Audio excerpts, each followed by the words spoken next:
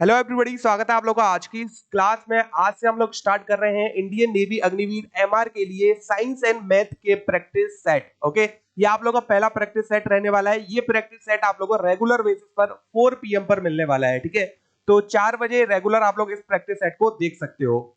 फटाफट से स्टार्ट करते हैं आज के प्रैक्टिस सेट को। पहला क्वेश्चन आप लोग का स्क्रीन पर आ चुका है और पहला क्वेश्चन में क्या बोला गया है फटाफट से पढ़ लेते हैं हम लोग। ठीक है, क्या बोला गया है, 1 पाउंड लगभग के बराबर होता है। ठीक है, मतलब 1 pound is approximately equals to, मतलब 1 पाउंड किसके बराबर होता है, कितने ग्राम के बराबर होता है, ये आप लोगों से पूछा गया है। ओके, अगर हम लोग बात कर रहे हैं इधर पाउंड की, तो 1 पाउंड जो है आप लोगों का वो 453.58 ग्राम के बराबर होता है। ओके, आई होप आप लोग को ये चीज क्लियर होगी।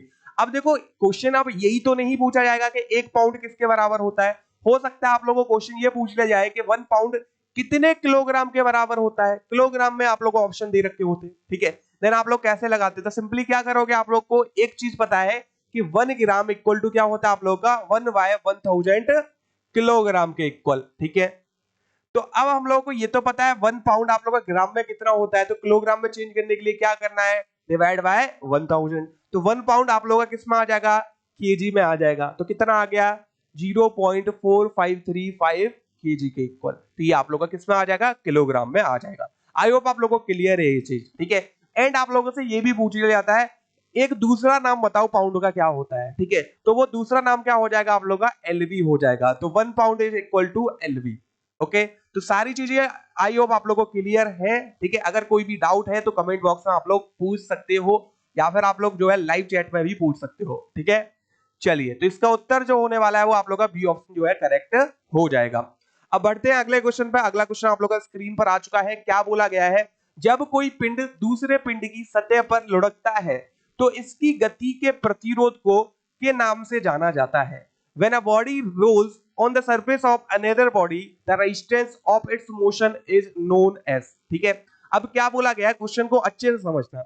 एक बॉडी देती मेरे को, ये ए बॉडी है। ठीक है, अब ए बॉडी के ऊपर एक ये बॉडी है, ये लुढ़क रही है। तो कहीं ना कहीं आप लोग की सर्कुलर टाइप बॉडी रही होगी। ठीक है, तभी लुढ़क रही है, या फिर हो सकता है थोड़ा बहुत शेप आप लोग का इधर उधर हो। ओके, तो अब इसके ऊपर क्या कर रही है, रोल कर रही है, लुढ़क रही है। ठीक है, दूसरी बॉडी के ऊपर बॉडी, ये बॉडी ए है, इसका सरफेस है बॉडी ए का, ये बॉडी बी का सरफेस है। ठीक है, कोई दिक्कत। अब इन दोनों के बीच में जो प्रतिरोध लग रहा है, ठीक है, जो प्रतिरोध आप लोगों का इन दोनों की सतह के बीच में लग रहा है, ठीक है, वो बताओ उसका नाम क्या है। बस ये पूछा गया और कुछ नहीं। पहले प्रतिरोध को समझो। अब जब आप लोगों की बॉडी बी ए के सरफेस पर जब लुढ़क रही है, ठीक है, तो लुढ़कने में जो प्रतिरोध लग रहा है, या फिर हम लोग बोले इसको लुढ़कने ना देने में जो फोर्स लग रही है, उस फोर्स का नाम आप लोगों को बताना है। ठीक है, तो इधर उत्तर क्या होने वाला है हम लोग का, रोलिंग फ्रिक्शन। अब सिंपल सी बात है, आप लोग की ए बॉडी के ऊपर दूसरी बॉडी क्या कर रही है, आप लोग की रोल कर रही है। तो इस कंडीशन में क्या आता है आप लोग का, रोलिंग फ्रिक्शन आता है। जब यही बॉडी इसके ऊपर क्या कर रही होती, स्लाइड कर रही होती। ठीक है, क्या कर रही होती, ऐसे स्लाइड कर रही होती। देन जब स्लाइड करेगी, देन आप लोग का जो प्रतिरोध रहेगा, रेजिस्टेंस रहेगा उसके मोशन का, वो क्या बन जाएगा, स्लाइडिंग फ्रिक्शन बन जाएगा। आई होप आप लोगों को अच्छे से क्लियर है। ओके, चलिए बढ़ते हैं फिर नंबर 3 क्वेश्चन पर। आई होप आप लोगों को सारे क्वेश्चन अच्छे से क्लियर हो रहे हैं, अच्छे से आप लोगों को एक्सप्लेन किया जा रहा है। तो नंबर 3 क्वेश्चन क्या दे रखा है आप लोगों को, इनर्ट गैसेस आर, अक्रिय गैसें होती हैं। तो अक्रिय गैसें कौन है, ये आप लोगों को बताना है फटाफट। ठीक है, तो जब हम लोग बात कर रहे हैं इनर्ट गैसेस की, ठीक है, तो देखो इनर्ट गैसेस कौन सी होती है आप लोग की, वो गैस है, ठीक है, जिनका बैलेंस सेल जो है कंप्लीटली फिल्ड होता है। क्या होता है आप लोग का, कंप्लीटली फिल्ड होता है। समझ आया कि नहीं, मतलब कंप्लीटली फिल्ड का मतलब समझ आया कि ये कोई भी रिएक्शन नहीं करेंगी। मतलब ये बोल सकते हैं हम लोग केमिकली ये क्या रहने वाली है, अनरिएक्टिव रहने वाली है। ओके, आई होप आप लोग को ये चीज अच्छे से क्लियर है। तो आंसर क्या हो जाएगा हम लोग का, इधर सी ऑप्शन जो है करेक्ट होने वाला है। तो इधर ही कुछ चीजें और समझ लो। और क्या नाम दे सकते हैं हम लोग इनर्ट गैसेस को, तो इनको हम लोग जो है नोबल गैस भी बोलते हैं। ओके, इनको हम लोग जो है जीरो वैलेंट गैस भी बोलते हैं। ओके, एंड अगर हम लोग एग्जांपल्स की बात कर देते हैं, तो एग्जांपल क्या क्या आ जाते हैं इसमें, तो एग्जांपल में आप लोग का आर्गन हो गया, आप लोग का नियोन हो गया, ठीक है। तो ये सारे आप लोग के क्या हो जाते हैं, एग्जांपल्स हो जाते हैं, ठीक है। नेचुरली अगर हम लोग बात करते हैं तो 6 आप लोग की जो है इनर्ट गैस है, ठीक है। एंड 6 इनर्ट गैस आप लोग की केवल नेचुरली है और भी आप लोग की। आई होप आप लोग को ये चीज अच्छे से क्लियर है, ठीक है। चलो बढ़ते हैं हम लोग 4th नंबर क्वेश्चन पर, और 4th क्वेश्चन आप लोग का स्क्रीन पर आ चुका है। क्या बोला गया है, सिरके का रासायनिक नाम क्या होता है, केमिकल नेम बताना है किसका, विनेगर का आप लोग को बताना है, ओके। तो ऑप्शन आप लोग को दे रखे हैं एसीटोन, एसिटिक एसिड, फॉर्मल्डिहाइड और इथेनॉल, ठीक है। तो फटाफट से बता दो विनेगर का आप लोग का केमिकल नेम क्या होता है, ओके। जब हम लोग बात कर रहे हैं विनेगर की, ठीक है, या फिर सिरके की हम लोग बात कर रहे हैं, तो इसका जो केमिकल नेम होता है वो आप लोगों का एसिटिक एसिड होता है। आई होप आप लोगों को अच्छे से क्लियर होगा। जब हम लोग एसिटिक एसिड की बात कर रहे हैं तो ये तो केमिकल नेम हो गया, तो केमिकल फॉर्मूला क्या होता है इसका, ओके। रासायनिक समीकरण क्या होता है इसका, ठीक है। तो जब हम लोग समीकरण की बात कर रहे हैं तो क्या हो जाएगा, CH3COOH के इक्वल, ठीक है। आई होप आप लोग को ये अच्छे से क्लियर है। तो उत्तर क्या हो जाएगा आप लोग का, बी ऑप्शन करेक्ट हो जाएगा। यही हम लोग जो है 3 ऑप्शन और दे रखे हैं, उसको भी हम लोग जो है देख लेते हैं। तो ये पहला क्या दे रखा है आप लोगों को, एसीटोन दे रखा है। अब कीटोन ग्रुप लगा हुआ है आप लोग का, ठीक है। तो क्या बन जाएगा इसका फॉर्मूला, केमिकल फॉर्मूला CH3COCH3 के इक्वल, ठीक है। अब इधर अगर हम लोग बात कर रहे हैं, ये क्या दे रखा है आप लोगों को, फॉर्मल्डिहाइड दे रखा है। तो फॉर्मल्डिहाइड का क्या बन जाएगा, CH2O के इक्वल, ओके। और एथेनॉल की जब हम लोग बात कर रहे हैं तो क्या हो जाएगा, C2H5OH के इक्वल। तो ये आप लोग के केमिकल फॉर्मूला हो जाएंगे आप लोग के, ठीक है। आई होप आप लोग को क्लियर है, क्योंकि देखो आप लोगों का नेवी एमआर का जो पेपर है वो 10th लेवल का पेपर है, ठीक है। तो इसमें आप लोगों को कोई रिएक्शन वगैरह तो नहीं पूछी जाएगी, बस क्या पूछा जा सकता है, इसका या तो कॉमन नेम बताओ, केमिकल नेम बताओ, या केमिकल फॉर्मूला बताओ। ये 3 चीजें आप लोगों को पूछी जा सकती है, ओके। चलिए अब बात करते हैं हम लोग क्वेश्चन नंबर 5 की, और बहुत ही इंपॉर्टेंट क्वेश्चन है आप लोगों का, ठीक है। बायोलॉजी से क्वेश्चन है। क्या बोला गया है, the suicidal bags of the cell are, ठीक है। जो सेल के सुसाइडल बैग है, ठीक है, वो कौन होंगे इसमें, ठीक है। लाइजोसोम्स होंगे आप लोगों के, ठीक है। राइबोसोम्स होंगे आप लोगों के, ठीक है। तो ये आप लोगों को बताना है, फटाफट आप लोग जो है कमेंट बॉक्स में इसका आंसर कमेंट कर सकते हो, ठीक है। अगर हम लोग आंसर की बात कर रहे हैं तो इधर आंसर क्या हो जाएगा आप लोगों का, लाइसोसोम्स हो जाएगा, ठीक है। तो ए ऑप्शन जो है इधर आप लोग का करेक्ट होने वाला है, ओके। चलिए अब अगले क्वेश्चन में बढ़ने से पहले हम लोग बात करेंगे प्रैक्टिस सेट के बारे में, ठीक है। अगर आप लोग को पता होगा कि एक चीज आप लोग को पता है कि हम लोग जो प्रैक्टिस सेट आप लोग को करा रहे हैं उसमें केवल 50 क्वेश्चन ही आप लोग को करा पा रहे हैं, ओके। अब केवल अगर आप लोग जो है नेवी एसएसआर का पेपर हो गया आप लोग का, या नेवी एमआर का पेपर हो गया आप लोग का, केवल 50 क्वेश्चन से तो आप लोग क्वालिफाई नहीं कर पाओगे, ठीक है। आप लोग को एटलीस्ट डे के 100 क्वेश्चन तो लगाने होंगे, ठीक है। अब 100 क्वेश्चन आप लोग कैसे लगा सकते हो, ठीक है। जो क्वेश्चन हम करा रहे हैं वो डिफरेंट है आप लोग के, जो हम प्रैक्टिस सेट आप लोग को दे रहे हैं, बुक दे रहे हैं, ठीक है। इसमें आप लोग को जो क्वेश्चन मिलेंगे वो आप लोग को डिफरेंट मिलने वाले हैं, ठीक है। तो सिंपली आप लोग क्या कर सकते हो, प्रैक्टिस बुक को खरीद सकते हो, ठीक है।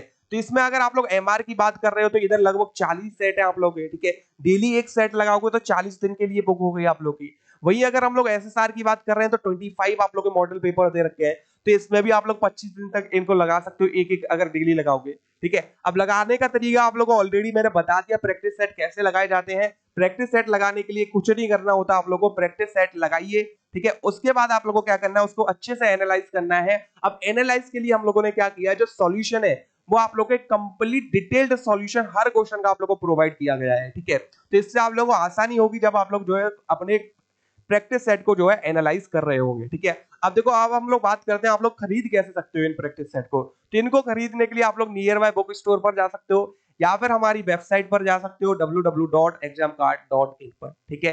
बाकी आप लोग को ये जो मॉक टेस्ट है, ठीक है, वो आप लोग को डिजिटल फॉर्म में भी अवेलेबल है, ठीक है। मतलब पीडीएफ फॉर्म में आप लोग को अवेलेबल है एंड्रॉइड ऐप पर, ठीक है। तो उधर जाके आप लोग सिंपली बाय कर सकते हो, ओके।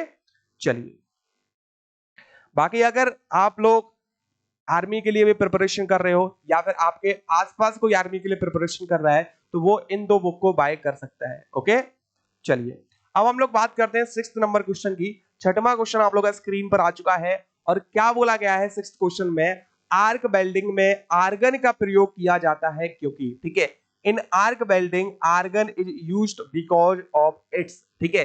तो जो आर्गन है उसका हम लोग प्रयोग क्यों लेते हैं आर्क वेल्डिंग में। अब इस चीज को समझो, जब हम लोग बात कर रहे हैं आर्क वेल्डिंग की, ठीक है, तो क्या होगा आप लोग का, जब हम लोग वेल्डिंग की बात कर रहे हैं तो उधर टेम्परेचर क्या होगा, इंक्रीज होगा। ओके, टेम्परेचर क्या करेगा आप लोग का, बढ़ेगा। अब टेम्परेचर बढ़ने की वजह से क्या होगा, जो आप लोग का मेटल होगा, ठीक है, वो क्या कर जाएगा, रिएक्ट कर जाएगा ऑक्सीजन के साथ, ठीक है, और वो ऑक्सीजन के साथ रिएक्ट करने के साथ क्या बना लेगा आप लोग का, ऑक्साइड बना लेगा, ठीक है। अब ये ऑक्साइड बना लेगा। अब इसके बाद आप लोगों को पता है कि आर्गन आप लोग की एक कैसी गैस है, अभी बताया था, इनर्ट गैस है आप लोग की, ठीक है, अक्रिय गैस है आप लोग की, ओके, या फिर हम लोग बोल सकते हैं नोबल गैस है आप लोग की। तो ये क्या है, केमिकली अनरिएक्टिव है। अब इसमें से कोई रिएक्शन होगा नहीं आप लोग का, ठीक है। अब कोई रिएक्शन नहीं होगा, इसलिए हम लोग क्या कर रहे हैं कि आर्गन को हम लोग यूज में ले रहे हैं जब हम लोग आर्क वेल्डिंग की बात कर रहे हैं। तो अगर हम लोग ऑप्शंस की बात करते हैं तो कौन सा ऑप्शन सही होगा इधर हम लोग का, तो ऑप्शन नंबर ए अगर हम लोग देखते हैं, लो रिएक्टिविटी विद मेटल्स, ठीक है, तो इनकी रिएक्टिविटी क्या होती है आप लोग की, बहुत ही कम होती है यार, रिएक्ट ही नहीं करते, केमिकली अनरिएक्टिव है ये, ठीक है। तो आंसर क्या हो जाएगा आप लोग का, ए ऑप्शन जो है करेक्ट होने वाला है। ओके, चलिए तो बढ़ते हैं नंबर 7th क्वेश्चन पर, और 7th क्वेश्चन आप लोग का स्क्रीन पर आ चुका है। तो क्या बोला गया है क्वेश्चन में, समुद्र का जल वर्षा के जल की अपेक्षा अधिक लवण वाला होता है क्योंकि sea water is saltier than the rain water because, ठीक है। तो इस चीज को अच्छे से समझना आप लोग, एक्चुअली है क्या आप लोग का, देखो ये आप लोग की रिवर है, ठीक है, ये आप लोग का समुद्र है। अब सारी नदियां आप लोगों की समुद्र में आकर मिल रही हैं, ये तो आप लोग को पता है, ठीक है। अब क्या है आप लोग का जो रिवर है, ठीक है, अर्थ का जितना भी सॉल्ट है वो अपने साथ बहाकर लाती है और समुद्र में डाल देती है। समुद्र में बहुत सारे मिनरल ऑलरेडी प्रेजेंट है, सॉल्ट भी बहुत मात्रा में प्रेजेंट है। अब रिवर और लाके सॉल्ट डाल रही है, ठीक है, तो इसका मतलब क्या हो गया आप लोग का, सी वाटर जो है बहुत ज्यादा सॉल्टियर रहेगा कि नहीं, ठीक है। वहीं अगर हम लोग रेन की बात करते हैं तो रेन में क्या कॉन्सेप्ट है आप लोग का, सी से जो वाटर है वो एवापोरेट होके क्लाउड्स में बदल जाता है। अब जो क्लाउड्स में आप लोगों का एवापोरेट होके वाटर बदल गया, अब वही वाटर क्या है आप लोगों को बारिश के रूप में देखने को मिलता है, ठीक है। तो अगर हम लोग बारिश के पानी की बात कर रहे हैं तो ये तो एक प्योर वाटर है आप लोग का, ठीक है, एकदम साफ पानी है। अब साफ पानी में आप लोगों को नमक देखने को नहीं मिलने वाला है, इसलिए आप लोग का जो सी वाटर है वो क्या होता है, सॉल्टियर होता है रेन वाटर से। आई होप आप लोगों को क्लियर है। अगर हम लोग ऑप्शन में जाते हैं तो ऑप्शन में आंसर क्या हो जाएगा, अगर आप पहला देखते हैं हम लोग, सी एनिमल्स आर सॉल्टियर सॉल्ट प्रोड्यूसिंग, जो सी एनिमल है वो सॉल्ट प्रोड्यूस करते हैं, गलत है ये, ठीक है। वही अगर हम लोग देखते हैं ऑप्शन बी को, the air around the sea is saline, ठीक है, जो हवा होती है आप लोगों की, ठीक है, वो सॉल्टियर होती है, तो ये भी आप लोग की एक गलत चीज हो जाएगी, ठीक है। वही ऑप्शन डी की बात करते हैं, sea beds have salt producing mines, ठीक है। अब सी में क्या है आप लोगों का जो है सॉल्ट आप लोगों का प्रोड्यूसिंग माइंस होती है, ठीक है, इसकी वजह से आप लोगों का जो पानी है वो खारा होता है, ठीक है, तो ये भी आप लोग का गलत हो जाएगा। अब उत्तर क्या बचा आप लोग का, river wash away salt from earth and pour them into the sea. तो यही तो मैंने आप लोगों को अभी एक्सप्लेन किया था कि आप लोग का रिवर जो नदियां हैं वो क्या कर रही हैं कि अर्थ का जितना भी आप लोग का सॉल्ट है, ठीक है, जितना भी आप लोग का नमक है, ठीक है, उस सब नमक को क्या कर रही हैं, वो लाकर सी में डाल दे रही है। आई होप आप लोग को ये चीजें क्लियर है, ठीक है। तो बढ़े फिर हम लोग अगले क्वेश्चन पर। चलिए तो 8th वाला क्वेश्चन आप लोग का स्क्रीन पर आ चुका है। देखो अच्छे से आप लोग का एक्सप्लेनेशन मिलेगी, जो भी क्वेश्चन आप लोग को देखने को मिल रहा है। जिस क्वेश्चन में ज्यादा एक्सप्लेनेशन की जरूरत नहीं है उसमें आप लोग को डायरेक्ट आंसर भी देखने को मिल सकता है, ठीक है। क्या बोला गया है, दांत के इनेमल का कर्बूरण, ठीक है, किस कारण से होता है। तो क्या बोला गया है, what causes the modelling of the dental enamel, ठीक है, जो डेंटल इनेमल है, ठीक है, उसका जो मॉडलिंग होती है। अब इसको समझो पहले, इनेमल क्या होता है आप लोग का, ये आप लोग का दांत है, ठीक है, ये दांत हो गया आप लोग का, कोशिश कर रहे हैं बनाने की। अब ये जो है आप लोग का इसे बोलते हैं इनेमल, दांत का। आई होप आप लोग को अच्छे से क्लियर है, ठीक है। अब हम लोग ऐसे समझते हैं, जैसे ये मेरे दांत दिख रहे होंगे आप लोगों को, इस पर जो थिन लेयर होती है ऊपर, ठीक है, दांत के ऊपर ये वाली लेयर, ठीक है, इसी को हम लोग क्या बोलते हैं, इनेमल बोलते हैं। ये भी ये खराब हो जाती है, उसकी वजह से क्या होती है, मोल्टनिंग हो जाती है। मोल्टनिंग का मतलब समझो दाग धब्बे आ जाते हैं आप लोग के, लाइक कोई गुटखा खाता है तो उसके क्या हो जाते हैं, दांत जो है लाल कलर के हो जाते हैं लगभग, ठीक है। लाइक जैसे कि आप लोग आइसक्रीम चॉकलेट वगैरह बहुत ज्यादा खाते हो, ठीक है, उससे क्या होता है आप लोगों का जो है दांत में क्या आ जाता है आप लोग का, दाग धब्बे टाइप आ जाते हैं। अब वो किसकी वजह से आते हैं आप लोगों की, जो वाटर है, ठीक है, उसमें आप लोगों को ज्यादा मात्रा अगर फ्लोरीन की पाई जाती है, फ्लोराइड ज्यादा होता है आप लोग का वाटर में, ठीक है, तो उसी की वजह से क्या होती है आप लोग की जो डेंटल इनेमल है, ठीक है, उसमें क्या हो जाती है आप लोग की मॉल्टनिंग हो जाती है, मतलब दाग धब्बे आ जाते हैं आप लोग के। आई होप आप लोग को अच्छे से क्लियर है। उत्तर क्या हो जाएगा आप लोग का, सी ऑप्शन जो है करेक्ट होने वाला है, high level of fluorides in the water. Okay, चलिए बात करते हैं नाइन्थ वाले क्वेश्चन की। तो नाइन्थ वाला क्वेश्चन आप लोग का स्क्रीन पर आ चुका है। क्या बोला गया है, पानी में से पैदा होने वाले बुलबुले में जो चमक होती है वह किस प्रक्रिया के कारण होती है? Which one of the following processes is responsible for the glittering of air bubble rising from water? ठीक है, अब एक चीज को समझो, ये पानी है। अब पानी क्या है आप लोग का, एक लिक्विड है, द्रव है, ठीक है, ओके। अब द्रव में से एक बुलबुला ऊपर उठ रहा है आप लोग का, ठीक है। अब जो बुलबुला आप लोग का ऊपर उठ रहा है वो हम लोग को प्रतीत हो रहा है चमकता हुआ। अब वो क्यों चमकता हुआ हम लोग को प्रतीत होता है, ये आप लोगों से पूछा गया है। तो एक्चुअली हो क्या रहा है आप लोगों का, जो लाइट है, ठीक है, लाइट क्या है, एंटर कर रही है डेंस मीडियम में, ठीक है, क्योंकि लिक्विड आप लोग का बबल दे रखा है। अब डेंस मीडियम में आप लोग की लाइट एंटर तो करेगी, फिर उसके बाद क्या होगा आप लोग का जो लाइट है डेंस मीडियम के बाद लेस डेंस मीडियम में जा रही है, ठीक है, किसमें जा रही है आप लोग की, लेस डेंस मीडियम में जा रही है। अब उसकी वजह से आप लोग का क्या हो रहा है, जो हमारी आंखें हैं उस बुलबुले को देख रही हैं, तो वो हमें कैसा दिख रहा है, वो चमकता हुआ दिख रहा है। तो हम लोग इसका ये बोल सकते हैं कि आप लोग का जो लाइट रे है वो डेंस मीडियम से रेरर मीडियम में जा रही है आप लोग की, ठीक है। आई होप आप लोग को क्लियर है। आंसर क्या हो जाएगा जब हम लोग डेंस टू रेरर की बात करते हैं, total internal reflection of light. तो आंसर क्या हो गया आप लोग का, सी ऑप्शन जो है करेक्ट होने वाला है। आई होप आप लोग को ये चीज जो है अच्छे से क्लियर है।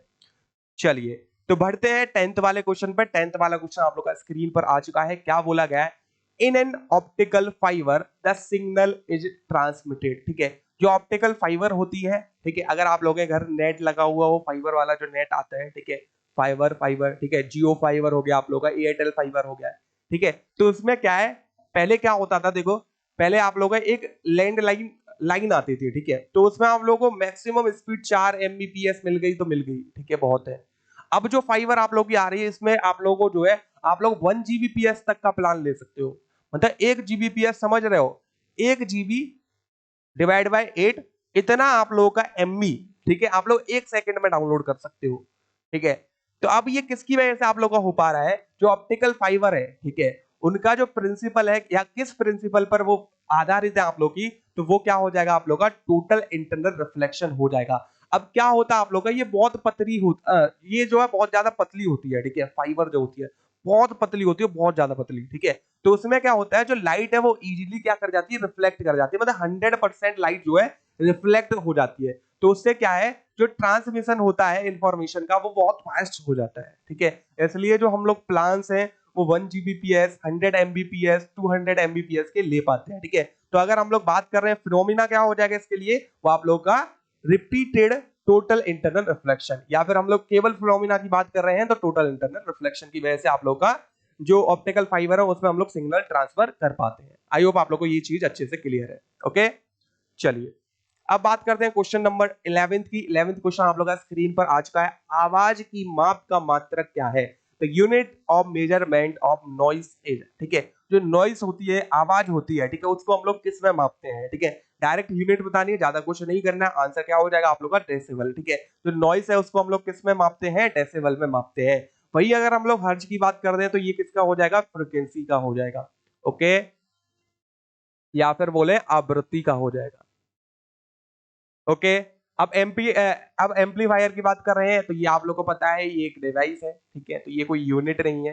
वहीं अगर एक्यूस्टिक की बात करते हैं तो ये आप लोगों को पता है एक्यूस्टिक पैनल लगते हैं, ठीक है, आप लोगों ने शायद देखे हो, ठीक है, वो किसके काम आते हैं आप लोगों के, जो इको होती है, ठीक है, एको जो होती है आप लोग की, ठीक है, वो उसे कम करने के लिए एक्यूस्टिक पैनल हम लोग जो है लगाते हैं, ओके।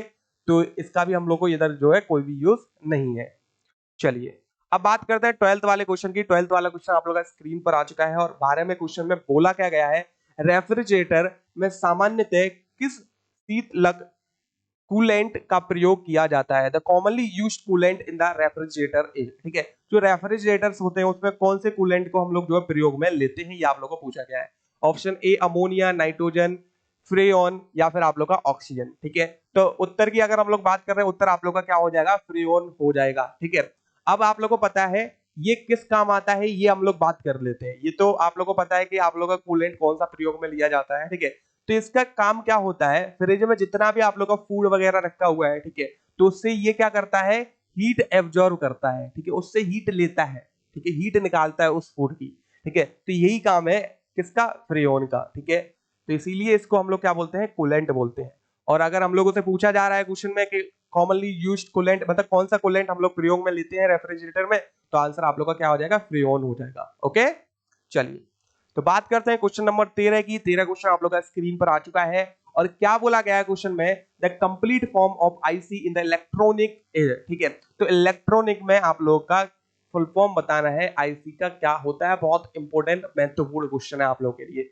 तो आंसर क्या हो जाएगा आप लोग का, इंटीग्रेटेड सर्किट है। ठीक है, तो ये आप लोग का एक इंटीग्रेटेड सर्किट होता है। ठीक है, इसको हम लोग ये भी बोलते हैं एक सेमीकंडक्टर वेफर है आप लोग का। ठीक है, जिसके ऊपर आप लोग का मल्टीपल, ठीक है, रजिस्टर लगाए रखे होते हैं, कैपेसिटर लगे होते हैं, बहुत सारी चीजें आप लोग की जो है उसमें लगी हुई होती हैं आप लोग की। ओके, तो इसी को हम लोग जो है आईसी बोलते हैं, इंटीग्रेटेड सर्किट बोलते हैं। आई होप आप लोग को क्लियर है। ठीक है, या इसको हम लोग ये भी बोलते हैं माइक्रो इलेक्ट्रॉनिक सर्किट भी बोला जाता है इसको। ठीक है, चलो अब बात करते हैं हम लोग 14वें क्वेश्चन की। 14वां क्वेश्चन आप लोग का स्क्रीन पर आ चुका है। क्या बोला गया था, magnesium is a constituent metal of. ठीक है, तो जो मैग्नीशियम है वो कंस्टिट्यूएंट मेटल है किसका, तो आंसर क्या हो जाएगा आप लोग का, क्लोरोफिल मॉलिक्यूल का। ठीक है, तो आप लोग का जो मैग्नीशियम है वो क्लोरोफिल मॉलिक्यूल का कंस्टिट्यूएंट मेटल है। ठीक है, चलिए अब आगे हम लोग बढ़ते हैं। उससे पहले हम लोग बात कर ले रहे हैं जो आप लोग का क्लोरोफिल है। ठीक है, वो आप लोग के जो है 5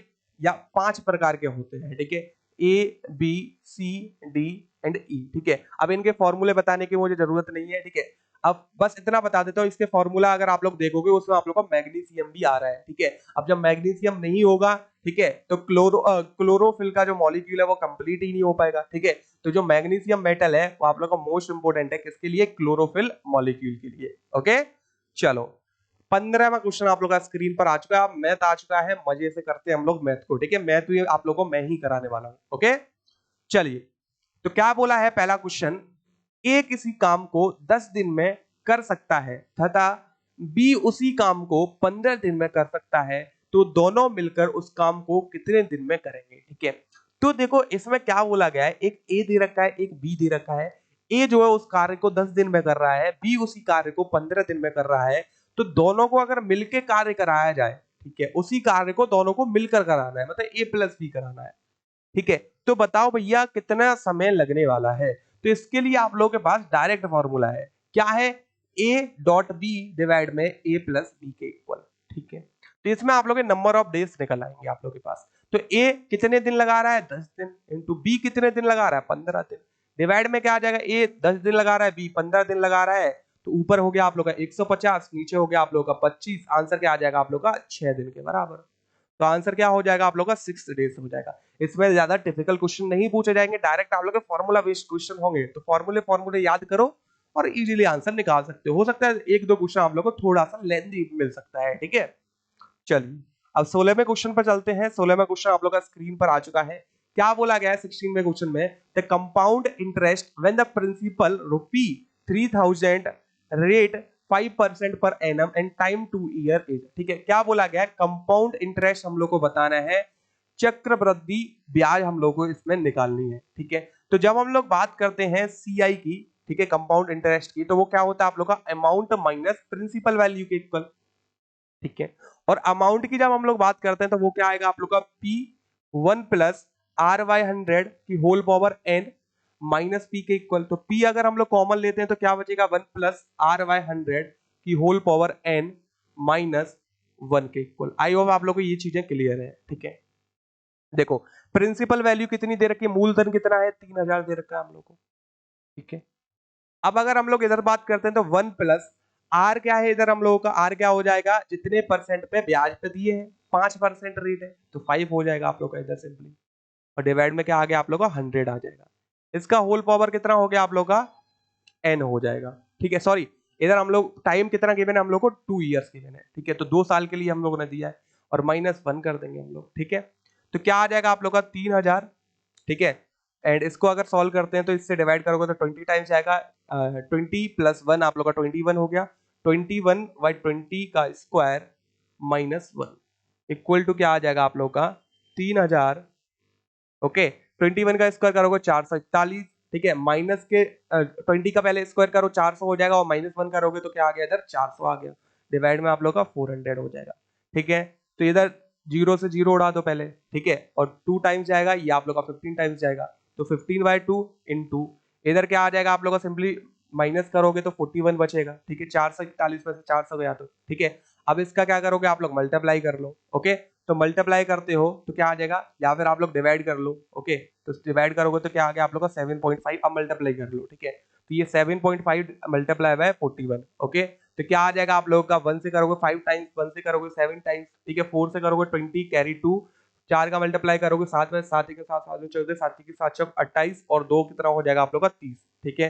तो क्या आ गया 5730, मतलब हम लोग का जो उत्तर हो जाएगा वो 307.5 रुपए होने वाला है। तो ये आप लोग की चक्रवृद्धि ब्याज आने वाली है इस प्रिंसिपल वैल्यू पर, मूलधन पर, ओके। तो आंसर क्या हो जाएगा हम लोग का, ए उत्तर जो है इधर करेक्ट होने वाला है।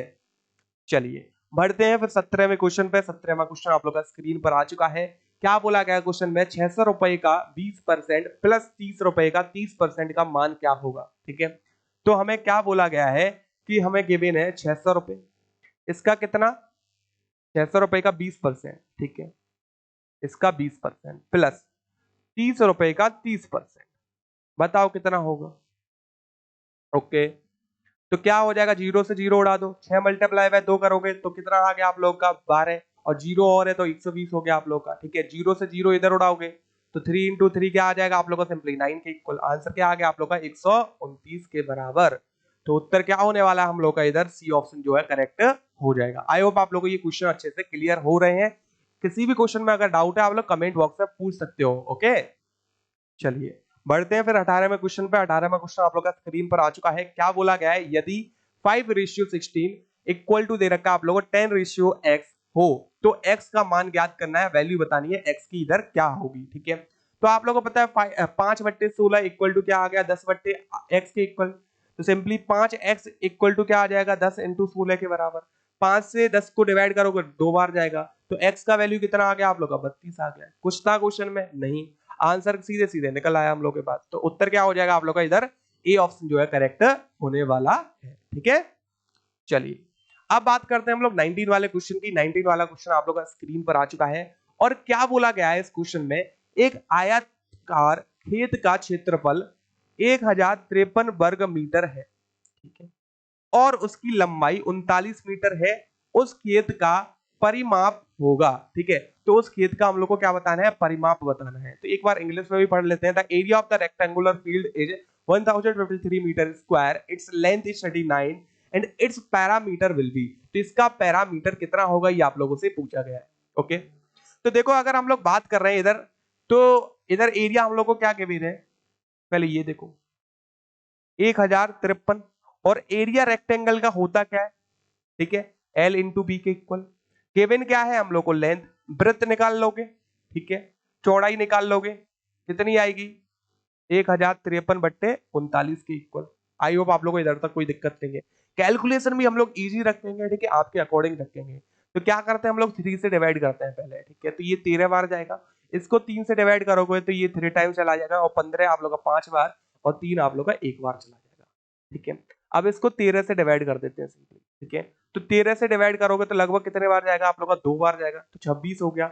अब 35 में से अगर 26 गए तो कितने बचे, 11 में सॉरी 15 में से 6 गए तो कितने बचे, 9 बचे, ठीक है। तो सिंपली 35 में से 26 गए तो 9 बचे आप लोग के, ओके।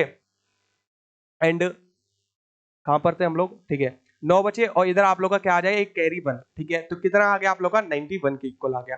अब इस 91 को और डिवाइड कर लो तो सिंपली 3 बार जाएगा आप लोग का, ओके। सॉरी 3 बार नहीं, आप लोग को कितने बार जाएगा, 7 टाइम्स जाएगा, ओके। 7 का गुणा करोगे तो कितना आ गया आप लोग का 21, कैरी 2, और 7 का मल्टीप्लाई करोगे 7 और 2 कितना हो गया आप लोग का 91 के इक्वल हो जाएगा, ठीक है। कितना आ गया आप लोग का, सिंपली 27 के बराबर आ गया। आई होप आप लोग को अच्छे से क्लियर है। जो इसका वृत्त हो जाएगा, ठीक है, ये चौड़ाई हो जाएगी, वो कितनी होगी आप लोग की 27 मीटर के बराबर। अब आप लोग को पैरामीटर परिमाप निकालना है, तो पैरामीटर आप लोग का 2 इंटू एल प्लस वी के इक्वल होता है।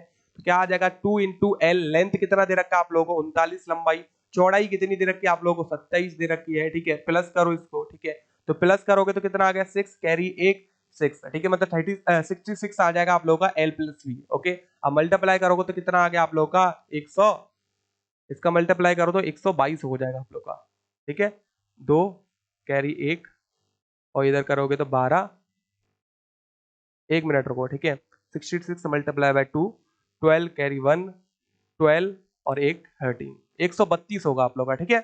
क्या आ गया आप लोग का उत्तर, बी ऑप्शन जो है करेक्ट होने वाला है। ओके, तो मिस्टेक मत करना जो मैं मिस्टेक कर दिया अभी, ठीक है, तो इतनी जल्दीबाजी मत करना।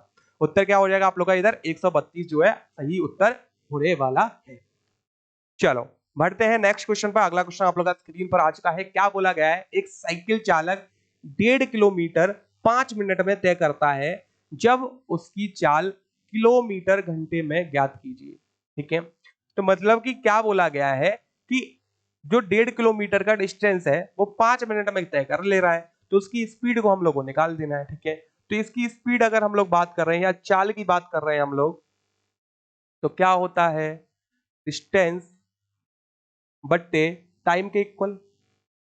डिस्टेंस आप लोगों को पता है क्या होता है, दूरी, और समय, टाइम की बात कर रहे हैं तो समय हो जाएगा आप लोगों का, जो कि आप लोगों के पास नहीं है, ठीक है। तो प्रिपरेशन अच्छे से करते रहो।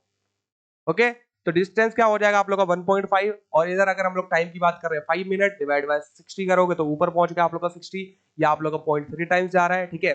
एंड पॉइंट हटाओगे तो 0 हट जाएगा आप लोग का, और 6 का मल्टीप्लाई करोगे 3 में तो उत्तर क्या आ जाएगा आप लोग का, सिंपली 18 किलोमीटर प्रति आवर के इक्वल, ठीक है। तो ये जो आप लोग का 18 किलोमीटर प्रति घंटे की स्पीड से चला होगा, जब इसने 1.5 किलोमीटर दूरी जो है 5 मिनट में तय कर ली होगी, ठीक है। तो आंसर क्या हो गया आप लोग का, ए ऑप्शन जो है करेक्ट होने वाला है। चलिए तो बात करते हैं अगले क्वेश्चन की। नेक्स्ट क्वेश्चन आप लोग का स्क्रीन पर आ चुका है, मोस्ट इंपोर्टेंट क्वेश्चन है आप लोगों का। ओके, देखो इसे सॉल्व करने के लिए ज्यादा कुछ नहीं करना है आप लोगों को। ओके, लाइनें नहीं भरनी है आप लोगों को। पहले देखो ए कितनी बार है, मतलब ए की पावर गिनो, तो ए की पावर 1 इधर है और 3 इधर है, तो टोटल कितनी हो गई 4, तो ए की पावर 4। अब बी की पावर की बात करते हैं, तो बी की पावर आप लोग की इधर 1 है, बी की पावर इधर 2 है, और बी की पावर इधर 3 है, तो 1 और 2 3, 3 और 3 आप लोग की कितनी हो जाएगी, बी की पावर 6। अब इधर देखो सी की पावर 3 है, ठीक है, इधर नहीं है, और इधर सी की पावर 1 है, तो सी की पावर कितना आ गया 4। तो ऐसा ऑप्शन देख लो कहां कहां दिख रहा है आप लोगों को, ठीक है। तो सी और डी तो वैसे भी नहीं है। अब ए और बी बचा आप लोगों का। ओके, अब ए और बी की जब हम लोग बात कर रहे हैं तो सिंपली डिवाइड करके देख लो, ठीक है।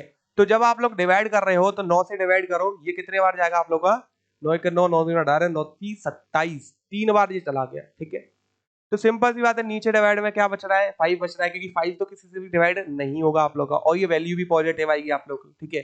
तो डायरेक्ट हम लोग को उत्तर तो मिल चुका है ऑलरेडी कि बी ऑप्शन सही है आप लोगों का, ठीक है। बट तब भी हम लोग सॉल्व कर लेते हैं। तो 4 का मल्टीप्लाई करोगे किसमें, 3 में, 12, 12 का मल्टीप्लाई करोगे किसमें, 8 में, कितना हो गया 96 हो गया, डिवाइड में कितना आ गया 5। अब माइनस माइनस क्या हो जाएगा प्लस, तो ये हम लोग का क्या आ जाएगा, उत्तर आने वाला है, ठीक है। तो क्वेश्चन को ऐसे अप्रोच करना पेपर में, ऐसे नहीं कि आप लोग 1 बाय 1 लिख रहे हो चीजों को, ठीक है। चलिए बस इस लाइन को उतार लेना और जैसे मैंने किया वैसे कर देना क्वेश्चन को, ठीक है। चलिए नेक्स्ट क्वेश्चन आप लोग का स्क्रीन पर आ चुका है। नेक्स्ट क्वेश्चन में क्या बोला गया है, इसको क्या करना है, सिंप्लीफाई करना है इसको, ठीक है। तो सिंप्लीफाई करने के लिए क्या करेंगे हम लोग, क्वेश्चन दे रखा है 4 की पावर माइनस के 1, 3 की पावर माइनस के 1, ठीक है। इधर आप लोग को डिवाइड दे रखा है 6 की पावर माइनस 1 दे रखा है, ठीक है। तो क्या आ जाएगा आप लोग का 1/4 इंटू 1/3, और इधर आप लोग का हो गया डिवाइड, इधर आप लोग का 1/6 हो जाएगा, ठीक है। कोई दिक्कत इधर तक। अब देखो इधर क्या आ गया आप लोग का 1/12, और ये डिवाइड में क्या आ जाएगा 1/6 हो जाएगा आप लोग का। तो इसको कैसे लिख सकते हो, 1/12 इंटू 1/6 के इक्वल, तो 6 आप लोग का कहां पहुंच जाएगा, ऊपर पहुंच जाएगा। उत्तर क्या आ गया 1/2, तो क्या आ जाएगा आप लोग का 0.5 के इक्वल। तो इधर जो उत्तर है वो हम लोग का डी ऑप्शन जो है करेक्ट होने वाला है। इजीली आप लोग जो है क्वेश्चन को सॉल्व कर सकते हो, ठीक है। और इसको जरूर याद रखना बोर्ड मार्क्स को, ठीक है। इस टाइप के बोर्ड मार्क्स के क्वेश्चन आप लोगों को देखने को मिल सकते हैं, ठीक है। पहले हमें डिवाइड करना होता है, ठीक है, मल्टीप्लाई करना होता है, एडिशन करना होता है, सब्ट्रैक्शन करना होता है, ठीक है। तो ये चीजें आप लोगों को याद होनी चाहिए। चलिए अब आ चुका आप लोग का नेक्स्ट क्वेश्चन स्क्रीन पर। क्या बोला गया है, समीकरण x square minus 8x plus 15 equal to 0 का मूल बताना है। The roots of the equation, इस इक्वेशन के क्या बताने हैं हम लोग को, रूट बताने हैं। ठीक है, क्या दे रखी है इक्वेशन, एक्स स्क्वायर माइनस के 8x प्लस के 15 बराबर 0 दे रखा है आप लोग को, और 15 के ऐसे फैक्टर आप लोग को करने हैं कि 8 आ जाए। तो आप लोग को पता चल गया कि 5 में 3 प्लस कर दो। ठीक है, तो मल्टीप्लाई करोगे 15 प्लस करोगे तो 8, क्या आ गया, एक्स स्क्वायर माइनस के 5 प्लस के 3 और इधर x प्लस 15 इक्वल टू 0। ठीक है, तो इधर एक्स स्क्वायर माइनस की क्या आ जाएगा आप लोग का 5x हो जाएगा, और माइनस के 3x प्लस के 15 इक्वल टू 0 के बराबर। तो x कॉमन लोगे तो x माइनस 5 हो जाएगा, इधर माइनस 3 कॉमन लोगे तो क्या आ जाएगा, x माइनस 5 आ जाएगा आप लोग का इक्वल टू में 0। तो x माइनस 3 और इधर क्या आ गया, x माइनस 5। ठीक है, तो सिंपली अगर हम लोग x की वैल्यू की बात कर रहे हैं तो क्या आने वाली है आप लोग की x की वैल्यू 3,5। तो ये क्या हो जाएंगे, इसके मूल हो जाएंगे, इसके रूट्स हो जाएंगे। तो उत्तर क्या हो गया हम लोग का, बी ऑप्शन जो है करेक्ट होने वाला है। ठीक है, चलिए 24th क्वेश्चन आप लोग का स्क्रीन पर आ चुका है, फटाफट से सॉल्व कर दीजिए इस क्वेश्चन को। क्या बोला गया है क्वेश्चन में, 28, 24, 37, 42, 56, 59, 67, 28, 15, 32 का माध्य ज्ञात करें। ठीक है, तो मीन ज्ञात करना है इसका हम लोग को। ठीक है, तो मीन ज्ञात करने के लिए क्या है, कितनी वैल्यू दे रखी है आप लोग को, 1, 2, 3, 4, 5, 6, 7, 8, 9, 10, डिवाइड में लिख दो 10। अब इसको प्लस करना है हम लोग को। अब देखो प्लस करने के लिए आप लोग 28, 24, 33 ऐसे लिखोगे। ठीक है, तो ऐसे प्लस मत करो, क्या करना है, लास्ट वैल्यू को पहले प्लस करो। तो 2 प्लस 5 7, 7 प्लस 8 15। ठीक है, 15 प्लस 7 कितना हो जाएगा आप लोग का, 22 हो जाएगा। ठीक है, 22 और 9 ये कितना हो जाएगा आप लोग का, 31 हो जाएगा। 31 और 6 कितना हो जाएगा आप लोग का, 31 और 6 37, 37 और 2 39। ठीक है, और 39 और 7 आप लोग का 46 हो जाएगा, और 46 और 4 50 हो जाएगा, 50 और 8 आप लोग का 58 हो जाएगा। तो 8 और कैरी 5। अब इसको ऐड करो, 3 और 1 4, 4 और 2 6। ठीक है, 6 और 6 12, 12 और 5 17। ठीक है, 17 और 5 22, 22 और 4 26, 26 और 3 29 हो जाएगा आप लोग का, और 29 और 2 कितना हो गया, 31, 31 और 2 कितना हो जाएगा आप लोग का, 33 के बराबर, और 33 और 5 कितना हो गया आप लोग का, 38 के बराबर। देखो कोई दिक्कत आई, एक लाइन में ही हम लोगों ने जो है ऐड करें। ठीक है, ज्यादा लाइन हम लोगों ने नहीं भरी इधर। ओके, अब क्या करना है, डिवाइड, आंसर क्या आ गया, 38.8। ये आ गया हम लोग का मीन, केवल एक लाइन में आ गया। ठीक है, तो ऐसे अप्रोच करने आप लोगों को क्वेश्चन को। ओके, चलिए, क्योंकि समय कम होगा आप लोग का उधर। ठीक है, और चीजें आप लोग को ज्यादा करनी होगी। चलिए अंतिम क्वेश्चन आज की क्लास का आप लोग का स्क्रीन पर आ चुका है। क्या बोला गया है क्वेश्चन में, 2 साड़ी और 4 शर्ट की लागत कितनी दे रखी है आप लोग को, 16,000 रुपए दे रखी है, जबकि एक साड़ी और 6 शर्ट की लागत आप लोग को समान दे रखी है। क्या बोला गया, 12 शर्टों की लागत कितनी होगी। The cost of 2 saris and 4 shirt is 16, मतलब 16,000, while 1 sari and 6 shirts cost the same. The cost of 12 shirts is, ठीक है, 12 शर्ट का जो वैल्यू होगी आप लोग की, ठीक है, या कॉस्ट होगी आप लोग की, लागत होगी आप लोग की, वो कितनी होने वाली है ये बतानी है। ठीक है, तो आप लोग को क्या दे रखा है, 2x ले लो साड़ी को। ठीक है, और जो शर्ट दे रखे हैं आप लोगों को, उसको हम लोग बाई ले लेते हैं, मतलब 4y, तो जो कि किसके बराबर आ जाएगा आप लोग का, 16,000 के बराबर आ जाएगा।